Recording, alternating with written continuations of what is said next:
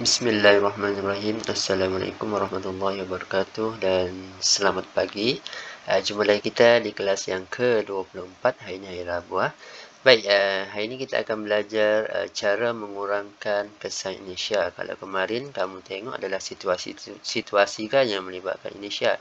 Jadi hari ini kita belajar cara untuk mengurangkan kesan inisial. Kenapa? Kesan inisial ni boleh mengakibatkan ada kesan buruk dan juga ada kesan yang baik. Tapi hari ini yang kesan yang buruk lah. Kalau yang kesan yang baik tu macam mengeluarkan sos dari botol tu yang baik kan, mengetakkan kepala tukul. Tapi kalau yang buruk, kesan inisial yang kita akan belajar hari ini contohnya kecederaan. Jadi macam mana kita nak kurangkan kesan inisial itu? Okay, bahaya kan? Okey, baik. Yang pertama kita tengok yang pertama ialah penggunaan tali pinggang kaledar.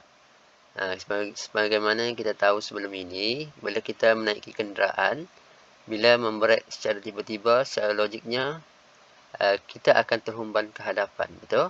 Jadi penggunaan tali pinggang kaledar akan mengekalkan keadaan asal penumpang inilah di kerusi itu supaya ia tidak bergerak ke hadapan. Inilah tali pinggang kaledar akan menghalang penumpang daripada terhumban ke hadapan. Betul lah, penting.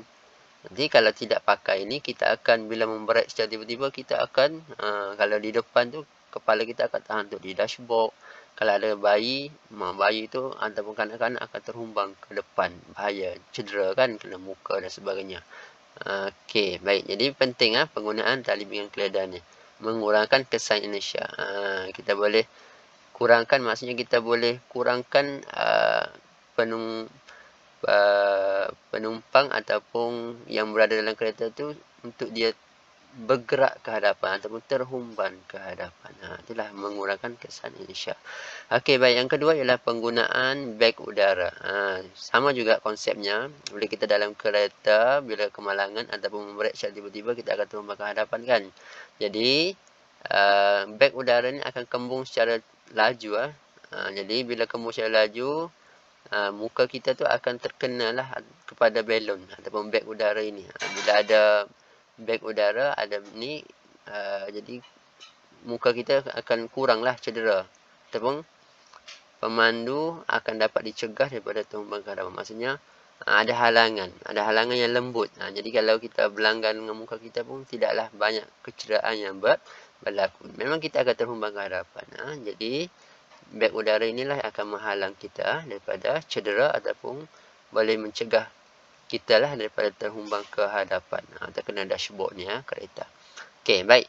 Seterusnya ialah ikatan tali. Ini biasa kita tengok kan, lori-lori yang bawa barang biasanya akan diikat. Sama je konsepnya. Kita tahu bila barang-barang ini diikat dalam lori ataupun di belakang lori ini, jadi ia tidak akan menggelunsur ke hadapan lah ataupun terjatuh ke belakang. Sebab kesan inersia, kamu tahu kan, inersia kalau lori ni bergerak, barang pun dikira bergerak juga kan. Bila membrek secara tiba-tiba, barang ini akan terhumbang ke hadapan kan. Jadi bila ada tali, kita boleh mengurangkan kesannya supaya barang-barang kita tadi tidak menggelonsor dan tidak akan rosak lah. Jadi ikatan tali dapat menghalang barang bergerak-gerak sepanjang perjalanan. Jadi kena ikat lah. Nak bawa motor sekalipun mesti ikat. Itu lagi selamat. Okey, baik. Seterusnya, cikgu ada dua situasi, ada lori A dengan lori B. Lori mana yang lagi baik?